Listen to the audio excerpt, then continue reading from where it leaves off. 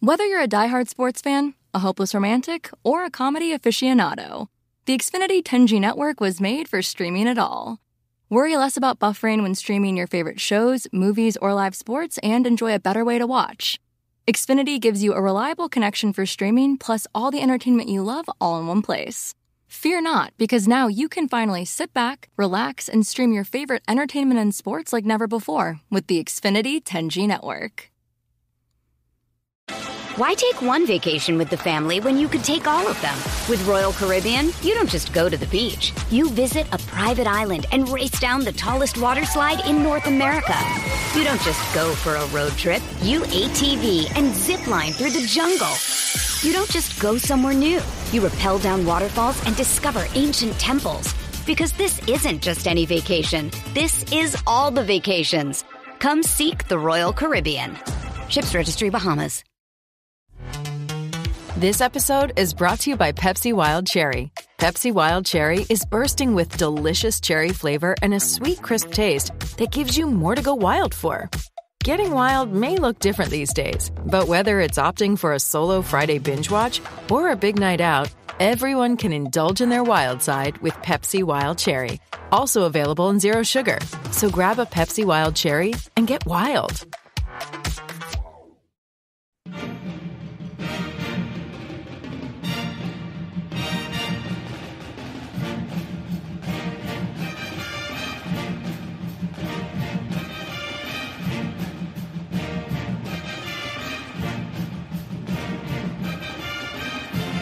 Hi there, Duke fans. Episode 547 of the DBR podcast, the Duke Basketball Roundup, coming at you. I am Jason Evans. I am joined this evening by my buddy, Donald Wine. Donald, how you doing? Say hi to the people. Hi to the people. I always ask you to do that, and you do it so eloquently. So I'm going to say hi to the people as well. There you go. All right, so let me give everybody the menu really quick. Here's what we got on tap for you here, because it's a lot. It's a lot of topics that we're going to spend a little bit of time on each one of them. We got a little bit to talk about in terms of preseason awards. We're going to talk a bit about the ACC and some very interesting news that came down at ACC Media Day just a short time ago. The NBA, in case you haven't heard, once guys are done at Duke, they keep on playing basketball. And that's a shocking thing. A lot of people aren't aware of that. But the NBA has started up, and we're going to run down for you some of the interesting members of the Brotherhood who are currently getting paid big money to play basketball. We're going to preview the game against Louisville coming up this weekend for the Duke football team. A big, huge, important game in terms of Duke potentially making it to the ACC championship. And at the very end, there's some recruiting news. There's a recruit. I think folks have heard a little bit about him. There's some scuttlebutt. We're going to get into it just a tiny little bit about that. Anyway, this is like a Ratatouille. You said there was a mini. This is like a Ratatouille of sports stuff that we're talking about here. This is the hodgepodge. Just throw it all in the pot. Yeah, exactly. Throw it in the pot, stir it up, and then you have a conversation. All right. Like I said, we're going to start with this, Donald Wine. And by the way, most of what we're going to do today is me tossing stuff to you. That's just fun. I've been busy. Work's been going on. Folks know I'm a film critic. This is the time of year when I'm literally seeing like 4 or 5 movies per week because everybody's sending me screeners before we vote on awards. Like my critics group that I'm a part of votes on awards around Thanksgiving. And so like all those Oscar contenders that are going to come out in December and January, I'm getting them now so that I can vote on them. So I've been super busy lately. So you're taking lead for me, my friend. I'm playing the guy manning the ship, the captain, I guess. You are the first mate, which means you're getting most of the work done. You ready? Look at me. I'm the captain now. You just saw a movie. Come on now. I knew that reference. Little movie stuff. Exactly. Okay. So Captain says our first topic is this. Kyle Filipowski has been named a first-team All-American by the Associated Press, I believe it was. Yes. Mm-hmm. And several other agencies. Flip is way up there on the list. Now, he's not, I want to be clear, he has not been picked by anybody as preseason player of the year. That is almost universally going to Zach Edey of Purdue, who was player of the year last year. Player of the year last year comes back. He's typically player of the year, at least preseason this year. So, Donald, give me your reaction to this honor, and it is a big honor, and expectations because it is serious expectations for Flip. First of all, let me. You mentioned Zach Edey as part of that preseason All-American first team, alongside Kyle Filipowski. Also, Marquette guard Tyler Kolek, Kansas center. I have to say Kansas center, not Michigan. Hunter Dickinson, and the guy who's still in college after 47 years, Armando Bacot, is also on this first team All-American. So, by the way, all four of those guys, seniors or even super seniors, except Flip. And then Flip is a sophomore. Yeah. And you know what? The expectations were already there, Jason. Remember at the end of last year, Kyle Filipowski won that big award. Was it the Guy Award for the top freshman in the country? Yeah. So this comes with although wait. Brandon Miller was the top freshman in the country. I see he has I didn't see a trophy next to his name. So, you know what I'm saying? Like Kyle Filipowski, those expectations are there. And we knew they were going to be there. Kyle Filipowski knew they were going to be there. I know, Jason, we were hoping that we would get some of the ACC preseason awards like Player of the Year and things like that. Obviously, that's going to come down to Kyle Filipowski and Armando Bacot. But for Kyle Filipowski to be on this list is awesome. We haven't had a preseason All-American in quite a bit. And I mean, obviously, we've had some guys that have earned that through their play around the year. But for someone to come in with those expectations, Kyle Filipowski is the right person for it. He deserves it. And at the same time, I think he understands and is ready to embrace the challenge of being that guy with the target on his back. He had it at several points last year where, teams would hone in on him and he'd still produce and get his 20 and 10 and get out of there. And in a lot of those instances, Duke would win the basketball game. So I'm really hoping for a great year from him, a healthy year from him. And I think if we do have that, he's going to be on the list at the end of the year too. Yeah. And that, to me, that's the big deal. I mean, look, the preseason lists are fun for folks like us who have to talk about college basketball 2 or 3, 4 times a week. For all our faithful listeners out there, they're fun for sports writers, but they aren't all that meaningful. If you go back over the years, you can look at a lot of these preseason, first team All ACC, first team All American kind of lists, and sort of be like, really, that guy? Because what ends up happening is that they don't have the season that anyone expects them to. But that said, it is a big deal, and the expectations matter. And the important thing to me about Kyle, you mentioned health. The fact that, he was suffering with hip troubles, with health problems most of last year and still kind of put on the performance that he did. Still did that. Yeah. Yeah. And now he's got 2 healthy hips. I mean, I get why Zach Edey was preseason player of the year, but how much better are Kolek and Bacot and Dickinson and Edey going to be? They've been in college basketball forever. These guys have been around since Kyle Filipowski was still in diapers practically. And, their game isn't going to change very much. There is a strong possibility that Kyle Filipowski passes all of them because his game has way more room to grow. And Jason, remember last year, could probably count on, maybe 2 or 3 fingers the number of times that Kyle Filipowski had a game where he looked terrible. And one of those games, I think the whole team kind of looked terrible, is when we played Purdue. Yeah, and lost, and Zach Edey absolutely destroyed us. So maybe, again, that helped Edey to that National Player of the Year. He played that way all year long.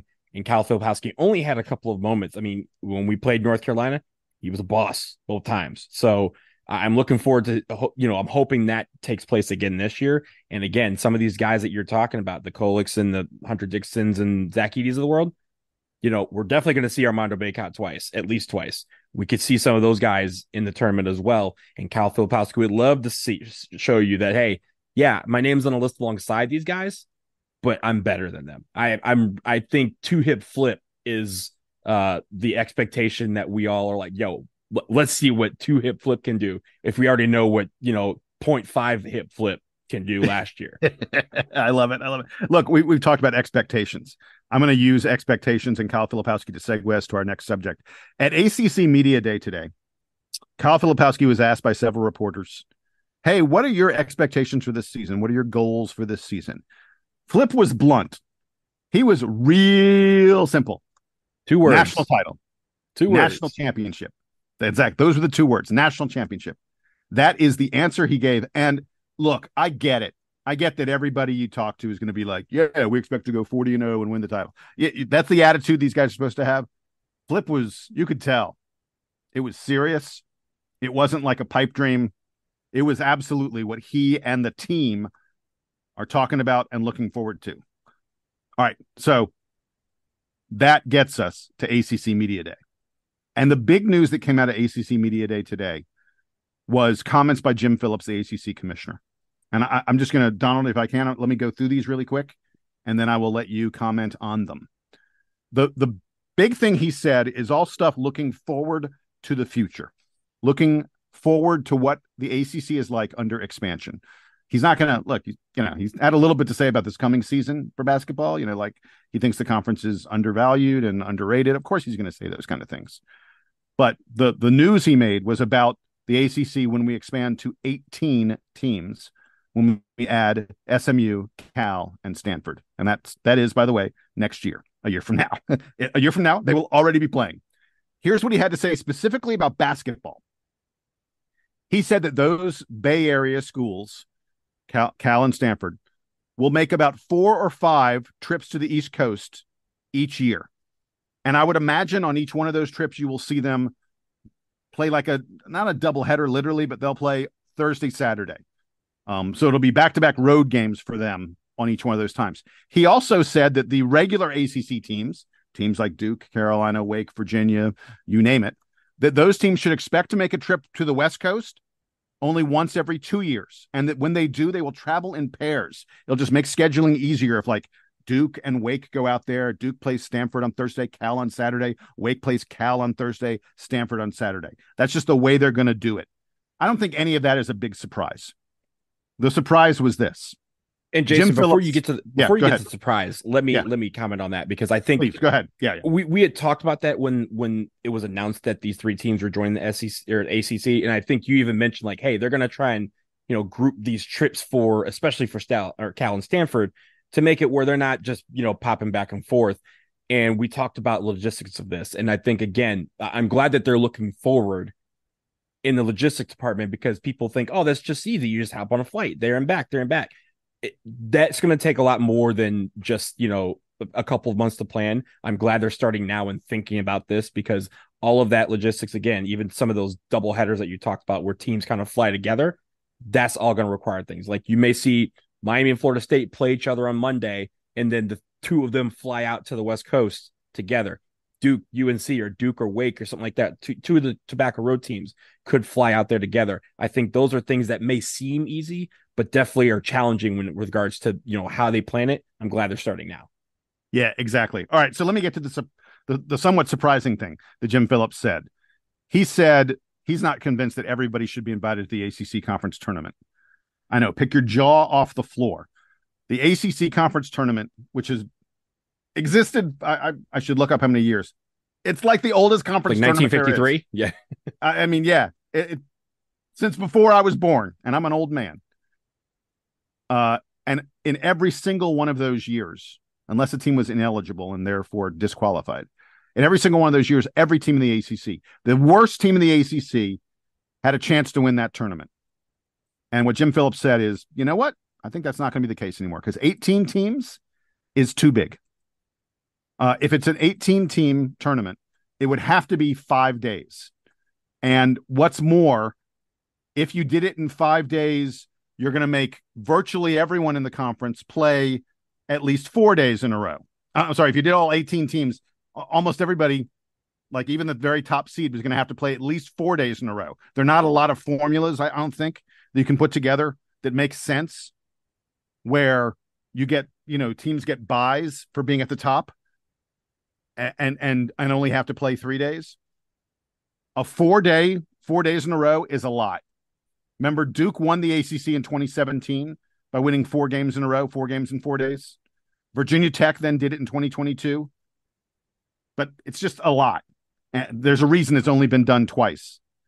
And the fact that Jim Phillips even floated this out there, that not everyone would get invited to the conference tournament, I think that tells you that that's probably the way they're going to go, because logistically, it just makes a lot more sense. And I'm going to tell you this.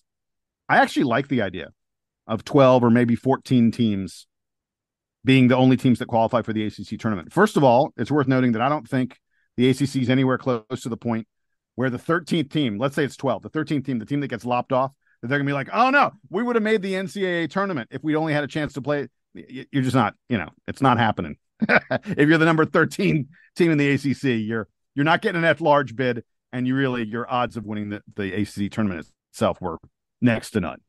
So put that aside. I actually really like the fact that if we do it with only 12 teams or 14 teams, something like that, we're still going to be able to preserve a real advantage for the top few seeds, the top 4 seeds in all likelihood. And I think that's important. The regular season needs to matter. If you are one of those top 4 teams in the conference, the way it works now is you only play 3 games in a row, and all the other teams are playing 4 or even 5. And I want that to continue, because I think the regular season is important. You need to reward the teams that do the best in the regular season. And frankly, if you have these double buys and single buys, if you have teams that being chopped off at 12 or 14, wherever it is, maybe that you end up chopping it off, it makes those final few regular season games really meaningful. And that's what I want. I like those final games. Obviously, if you're a team that's competing for a number 1 seed or something like that, they're meaningful. But there are a lot of teams sort of in the middle there where it's sort of like, are we going to be a 6 or an 8? Like, does it really matter that much? Well, if you're getting a bye, it matters. So I kind of like this idea, even though it's going to destroy a long-time tradition of having everyone in the conference make the tournament. So let me start with the logistics, or at least the format, how it could go. I think people need to realize that, when we talk about the ACC tournament, people like to go back to the purest days, quote unquote, when there was like 9 teams and 7 teams got into the NCAA tournament every single year. Yeah. If you recall that format, nobody got a bye. You had a play-in game between the 8 and the 9 seed teams, and then everybody else played on that one day, the quote first day of the tournament. It's the same thing that we have now with the play-in of the NCAA tournament. Everybody plays the same day. There's no buys or anything like that. So I'm not necessarily worried about the bye, and I think there's going to be ways that they can engineer it where you have 18 teams or however many teams where there is some buys, but not, it's not going to be the top 4. It may not, or maybe you do it where there's a top 6. There's ways to do it. It's just a matter of whether they want to do it. Now, to the point of Philip's comments that there shouldn't be all 18 teams in this thing, let me say this, and I'm going to use this. I'm going to use a corollary with soccer. The World Cup is the biggest tournament on the planet, and every team in the world, every single FIFA registered team, has a shot at making it to the World Cup. Now, the Anguillas and British Virgin Islands of the world, they may not have a great shot. They may not have a snowball's chance in hell, but they have a shot. And I think the great thing about the NCAA tournament is, with the exception of maybe 1 or 2 conferences, everybody has a shot to be a part of Magical March. And I think that is something that I have always said should be the case. I think all 18 teams, if you are a part of a conference, you could go 0-20 in the ACC, and I think you should have that chance to play in the ACC tournament. I think you should have that chance to have your fan see you play in the postseason at least one time, because you never know what can happen. We have seen, not necessarily in the ACC, but we have seen teams in other conferences who are terrible, who have all of a sudden it hits March, their conference tournament starts, and they use that opportunity that they get, and they ride that to the NCAA tournament. Now, they're not going to win any games, or they may not win any games, but even then they have a chance to be magical. Just like we say, everyone in the NCAA tournament, all 68 teams have the same shot at winning the national championship as the number 1 seed. The number 1 seed and the number 16 seed have the same shot. And so I am always of the belief that every team should have that opportunity. Again, they may be done on day 1. That's part of the game. And their season may be done 2 hours after the tournament starts. That's sometimes how the ball rolls. But for some, I think that opportunity is enough. And I know, Jason, the comments that you had and the logistics behind, shortening it to 13 teams or 12 teams or whatever, I get all that. And I completely understand that point of view. I just happen to disagree because for me, I always like that fact that everybody comes in with a chance. It may not be a good chance, but but as they say in Dumb and Dumber, so you're saying there's a chance. Like everyone can at least say that. It just may not come to fruition. All right, so we're going to move on. There's going to be more ACC news very soon. Like maybe tomorrow. Yeah, probably tomorrow. We're going to get like the preseason all ACC teams and the player of the year and stuff like that. And they're going to be Dukes. And how the teams are ranked and all that. Yeah. Yeah, they're going to be some, and we're going to be talking about that. But I want to quickly get to the NBA. Folks may not have realized this. The NBA season has begun. A couple teams or 4 teams played last night. Virtually everyone else is playing tonight. And there are a lot. 24 Dukies in the NBA right now. Donald, are there a few of these guys you wanted to highlight? Yeah. So I think, there's obviously some of these regulars that we see night in and night out will be on national TV a lot. For example, Jason Tatum. If you don't know that Jason Tatum's on the Boston Celtics, then you're just not watching NBA basketball, and that's fine. But Jason Tatum's on the Boston Celtics. He's really, really good. He's one of the best players in the NBA. He is, one of those guys that is a shortlist favorite for MVP this year. He's going to be that good. But there are some guys that have made some moves. Seth Curry used to be on the Sixers. Now he was on the Nets last year. He was part of that James Harden trade going back and forth. Now he's on the Mavs with Derek Lively and Kyrie Irving, which I think is pretty cool. Marquise Bolden. Shout out to Marquise Bolden. He was not in the NBA last year. At least he was in the G League kind of waiting for his opportunity. Well, Jason, he got it. He's on the Milwaukee Bucks. Milwaukee Bucks, pretty good team. And he's going to be a part of that. I think right now it's a 2-way deal, but at least he was on the roster on opening night tonight, which I think is amazing. We saw the same thing last year with Jack White. What did Jack White do? He was a 2-way player. He got a ring with the Denver Nuggets. So I think that's really cool that guys who have been out of the NBA, or at least hanging on, find their way back into the NBA. The Brotherhood knows how to do that well. And by the way, really quick on Marquise Bolden, the fascinating thing about him is that he's been playing overseas and he's developed a 3-point shot. Like one of the things they're saying about him is that he's really got a good 3-pointer now. And that's a lot of why he, was able to find his way onto the Milwaukee Bucks. It's worth noting, you're right, he's on a 2-way contract and it's not guaranteed. And look, something could happen. He could get cut at any time. But while he's up there, he's making $500,000, $500,000 a year. That's what those 2-way contracts play. They're not the mega money that a lot of these guys make. But you can do a lot with $500,000. And that's what Marquise Bolden is making this year. And he is going to at least play enough games, or at least be on the team, on the roster for enough games, that if the Milwaukee Bucks win it all, homeboy gets a ring out of it. So at least with a 2-way deal, you're guaranteed, I think, at least 41 days with the big club. You may not play 41 games, but at least you're on the roster for 41 games. So I think that's awesome. Congratulations to him. Cam Reddish last year was on the Knicks. He got traded midseason to the Portland Trailblazers, and he is now with LeBron James and the Los Angeles Lakers. They debuted last night as we record on Wednesday. Harry Giles with the Nets now. Grayson Allen is now with the Suns. He was part of that big trade involving Chris Paul. I'm sorry, not Chris Paul. Dame Lillard. Going to ending up on the Bucks. So Grayson Allen, he also debuted last night. So there's a lot of guys who've been moving around. Also, shout out to Tyus Jones. Tyus Jones is right here in DC with the Washington Wizards this year. Washington Wizards are not going to be good this year, but Tyus Jones is going to be a nice bright spot for them because I'm going to enjoy watching him try to figure out how to keep this team together when they go through some really, really lean times as they're doing here down here at the Capital One Arena. So that's some of the guys that have moved around, at least in the offseason. We know there were some that did midseason, and obviously trades can set people in different places at different times, but the Brotherhood is strong. 24 players on 18 teams this year. Shout out to the Pistons, Marvin Bagley III, still hanging on and doing well with them. So there's going to be guys that you're going to be able to tune in on any given night, and some Dukies are going to be playing. Very few teams, very few colleges in this country can say that. And we're one of the schools that can say, hey, anytime I turn on the TV and there's a nationally televised game on, chances are there's a Blue Devil playing. That's really cool. Yeah. All right. So like you said, the 24 Dukies, the only school with more players in the NBA this season, at least at the moment, is the Kentucky Wildcats. They have 26. Duke keep on trying to top Kentucky, and we just can't quite get there. We'll get there soon enough. I'm sure of it. I wanted to know just a couple of things about all this. First of all, you mentioned Harry Giles is in Brooklyn. That's amazing news. Harry Giles was out of the NBA and has struggled so much with injuries.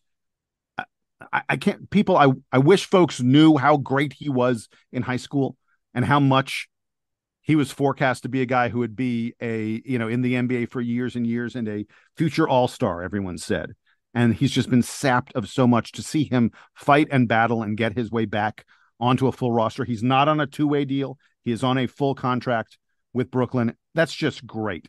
A couple other guys I wanted to highlight very quickly. Jalen Johnson in Atlanta, fairly likely that he's going to get a lot of playing time and start for the Atlanta Hawks, and he could end up being he started tonight, I'm pretty sure. Yeah, he could end up being a pretty significant player for the Hawks. They cleared out a spot for him by trading John Collins, so keep an eye on that. Trey Jones is in a really interesting situation in San Antonio. He's going to be playing a lot of point guard with Victor Wembanyama. Trey, throw the lob, baby. Wemby's there. Throw the lob. It's going to be, that's going to be, for a team that probably isn't going to be that great, everyone's going to want to watch San Antonio. Derek Lively is the starting center for Dallas. There is not a very long list, other than guys who, were like number one picks. When you get to the middle of the first round, which is where Derek Lively was taken, there's not a long list of centers that start on day one the way Derek Lively is. And I think he's in a really interesting situation with Luka and Kyrie, who are going to, take all the energy and attention on offense, and they're going to let Lively really, watch that rim on defense. And it's going to be a really interesting situation for him. And then the last guy I wanted to mention, Zion Williamson. Zion is back. He's back. Yeah. And, I think people don't know what to make of it now. The injury stuff has gone on for so long. Like when he plays, he's amazing, but he doesn't play that much. I know every single Duke fan out there is dying for Zion Williamson to have a full season this year and show the league what he can do. It is not outrageous to say that Zion Williamson is an all NBA talent if he's healthy. And I'm here for it. Please let it happen. And also on that note, over the summer, we talked a lot about, there was a point where it felt like it was imminent that Zion Williamson was going to be traded. And a lot of people were thinking, a trade out of New Orleans would give him a fresh start and at least a new situation where he can kind of focus on basketball. And he said, no, I don't want to be traded. I owe this franchise, I owe this ball club, a healthy me. And I'm going to work hard to become healthy, to give them, give them some of the faith that they put in me. I need to give that back to them. So I'm happy that he's sticking it out. And, so far he's looked really good. And now it's the start of the season. We pray that he stays healthy because he is arguably the most exciting player in the NBA when he is on the floor at full strength. Well, Victor Wembanyama exists. Most exciting. We're watching right now. We're watching right now. So. He's comically big. It's just like weird. It's like shout out Derek Lively. He's had to guard him a little bit. Yeah. So nice assignment for your first game out.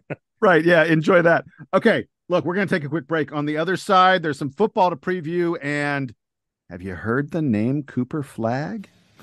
How does Cooper Flagg to Duke sound to you? A little bit of recruiting news in just a moment. Why take one vacation with the family when you could take all of them?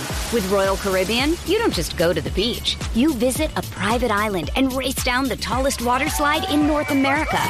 You don't just go for a road trip. You ATV and zip line through the jungle. You don't just go somewhere new. You rappel down waterfalls and discover ancient temples. Because this isn't just any vacation. This is all the vacations. Come seek the Royal Caribbean. Ships Registry, Bahamas.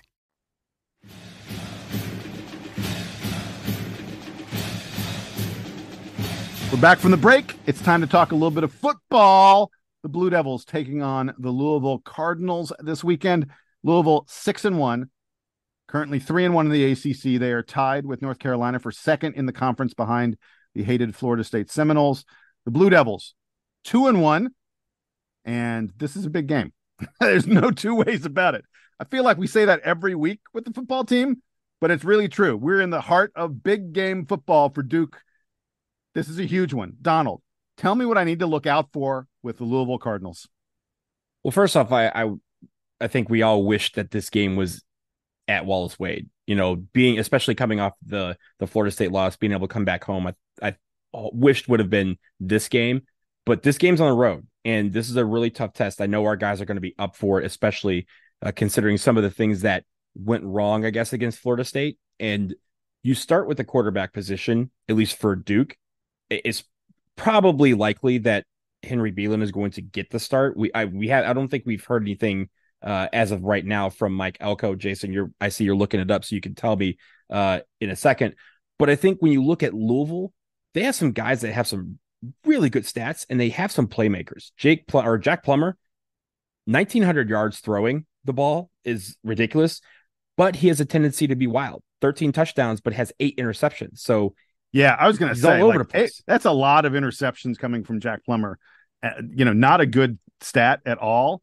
And the thing to note about him, he's another one of these guys who's been around college football forever and a day. Like he's on his third different. He played for Purdue. He played for Cal, and he's not someone who typically has been really wild with the ball. Like he has 8 interceptions this year. Most of his other seasons, he wasn't hitting double figure interceptions by any stretch of the imagination. So it's really interesting that he's struggled with his accuracy as much as he has this season.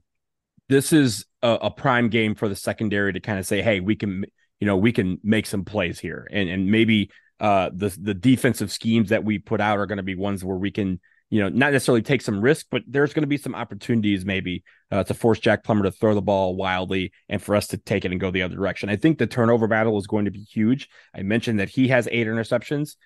The Louisville defense also has 8 interceptions on the year and 6 fumble recoveries. And 15 sacks. So they have, guys who can surround the ball, make plays. And if you make a bad decision with a football, they can pounce on it. So I'm really interested in the secondary versus Louisville's throwing, or, especially their passing game, because I think that's going to be one of the keys to the game. Jawar Jordan is a guy who is their main rusher, but also can catch the ball. He has 661 yards on the ground. He's caught 174 yards, and he has 8 touchdowns rushing. So this man, he's one of those guys that's going to explode from the line of scrimmage. He averages 7.4 yards per carry. We need to put a body on him. Yeah. By the way, Jawar Jordan, this is big. I mean, because this guy is a truly studly elite running back. As you mentioned, 7.4 yards per carry, which is just like scary. Dude averages 7 yards a carry. I mean, how is that even possible? But he went out early, very early in the game they lost to Pitt, and he is still listed as questionable for this game against Duke. If you're looking for a reason why Louisville was upset by Pitt, a lot of that probably is that they were missing their stud running back, and it would be a big deal for Duke. No one knows if he's going to play. Sort of, same way with Riley Leonard, considered day to day, and we don't really know what's going to happen until game time with Riley Leonard. Jawar Jordan is probably the same kind of situation. And if you want to flip this game on its head completely, if Riley Leonard plays and Jawar Jordan doesn't, or if Riley Leonard doesn't play and Jawar Jordan does, those are the two. Those two day-to-day situations could completely change the outcome of this game. Yeah, and I think the other thing that I'm looking at, Jason, is the Duke offensive line, because again, whoever is under center is going to need time to throw the ball, going to need time to make decisions with the football. And with Henry, if it's Henry Beelan, then that is even more important, because you want to make sure that he feels confident back there to make the pass that he needs to do. Or again, if he needs to tuck and run, he doesn't do that often, but if he needs to kind of, wiggle around the pocket and buy some time to throw the football, he needs to have that confidence that the offensive line is going to hold him down. So I'm looking to see what happens with the offensive line. That is going to be an important unit on Saturday, no matter who is under center, because a lot of what we do depends on buying time with the football so that we can make plays. And if we can do that, Louisville is ripe for the picking. I think, the Louisville game brought out a lot. Everyone said, oh man, Louisville getting punished by Pitt is a problem. I think Louisville's a really good football team, but that game, if you look back at it, and mind you, they haven't played since then. They're coming off a bye week. Unfortunately for us, they've had 2 weeks to prepare for us. But at the same time, I think if our offensive line can hold things down and the defense, especially the secondary, can be as staunch as they had been all year until that Florida State game, then I think we have some guys who can make things happen, and we have a chance to win this football game. And all this, we control our destiny still to get to the ACC championship game, despite the loss to Florida State. We play the two teams that are in front of us right now. We play Louisville. We play North Carolina.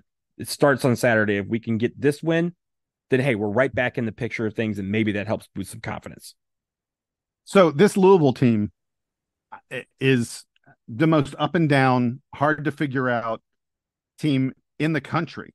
I know their record is 6-1, but all right. So in their third game, they played Indiana and they only won 21-14. Indiana is not good. They have not won a game yet in the Big Ten. They've only got 2 wins in the entire season. Indiana's just not that good. And Louisville only beat them 21-14. The very next week, they come back. They play Boston College, who's fairly good. BC's 2-2 in the ACC, 4-3 overall. Louisville beat Boston College 56-28. Beat Indiana 21-14, and then beats Boston College 56-28. The next week, I'm getting to this, man. This up and down, like you would not believe. The next week, they play NC State. Look, we know NC State. Duke beat the brakes off of NC State. Louisville only beat NC State 13-10. 13 points against that NC State team? That's just not that impressive. The very next week, they play Notre Dame and they win 33-20. Louisville beat Notre Dame 33-20. I mean, that's up there. That's one of the biggest wins by anyone in the ACC this season. Down, up, down, up, down, up. And then the next week, of course, they play Pitt and they lose 38-21. Pitt was arguably the worst team in the ACC coming into that game. And they crushed Louisville 38-21. I'll tell you why I'm scared, Donald. Down, up, down, up. Last week, or 2 weeks ago, they were down. I don't want them to be up against Duke. Nope. But this Louisville team, you just don't know what you're going to get from them. I hope they stay on their bye week. Is what was, I think, what we all that expect. was the up. The bye week was up. They were undefeated on their bye week. It was up because they didn't lose. So now they can lose on Saturday.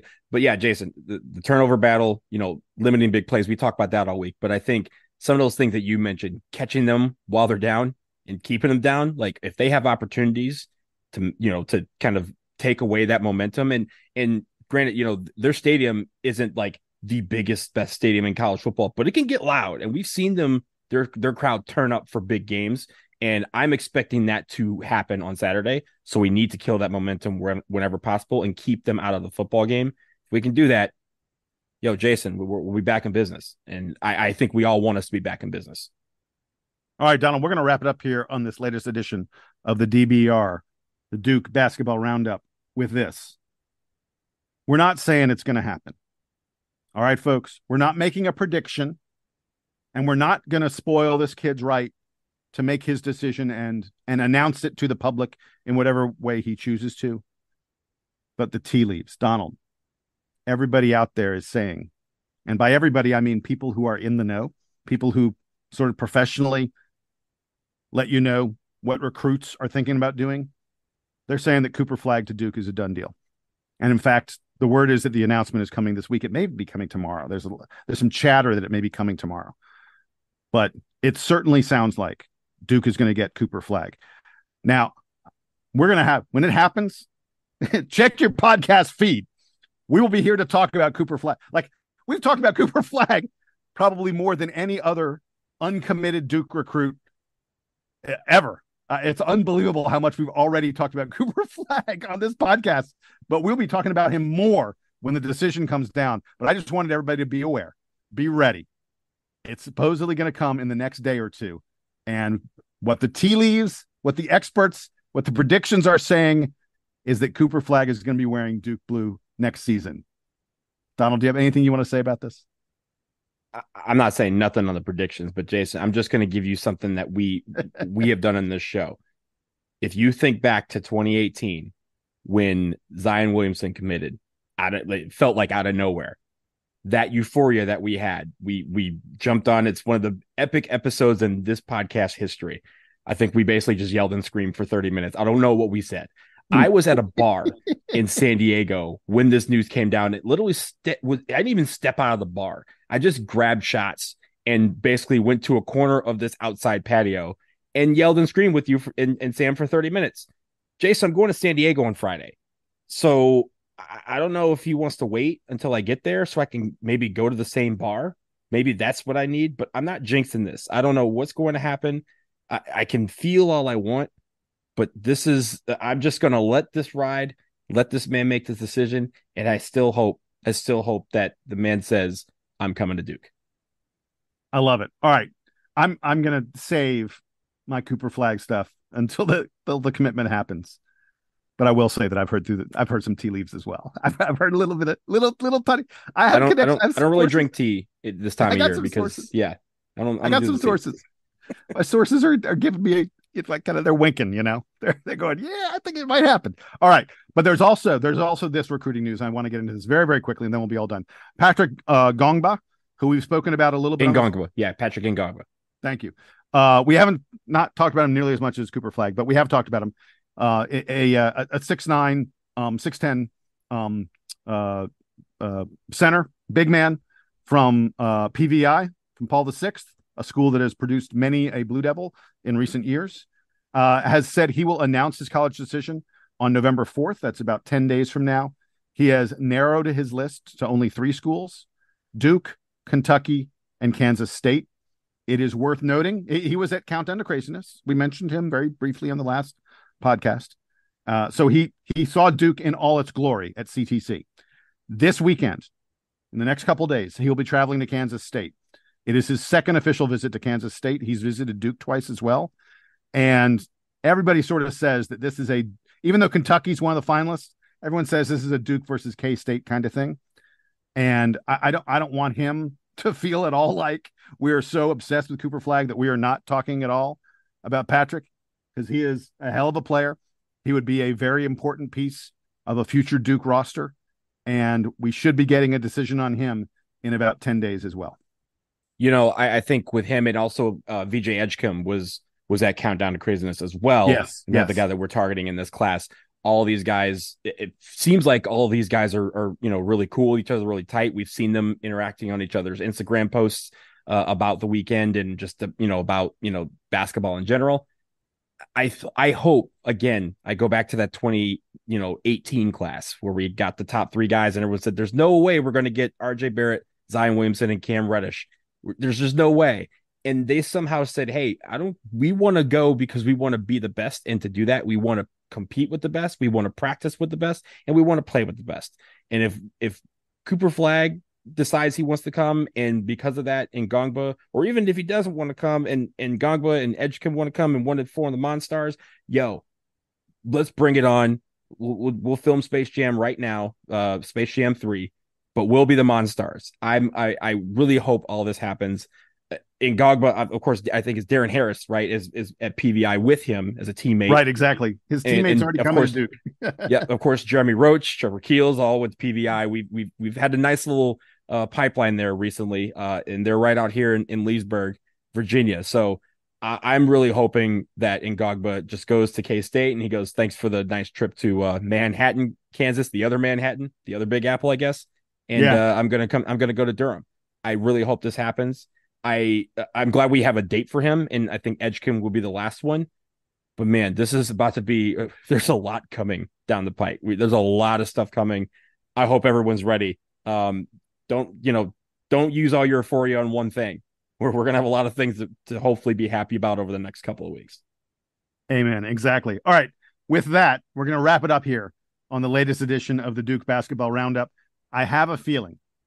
I suspect that we will be in your feed again very, very soon. The ACC is set to announce some stuff. Cooper Flagg is set to announce some stuff. It's going to be a busy few days. By the way, this weekend, Duke's playing Villanova in a secret scrimmage that is not secret at all. The football team is playing. Donald, my wife hates it. My wife is like, you're doing another podcast? I think you and I are going to be seeing each other almost daily, like for the next two or 3 weeks. So this is this time of year. This is the time of year where we get to know each other again. Exactly. A lot. Exactly. My wife may hate it, but I love it. That's the Mrs. Evans. Honest truth. All right. That's going to wrap it up for us here in the latest edition of the DBR podcast. We're Donald. I'm Jason. We're Sam, who could not join us, but will be joining us again very soon. Here's the Duke band. Play us out and take us home.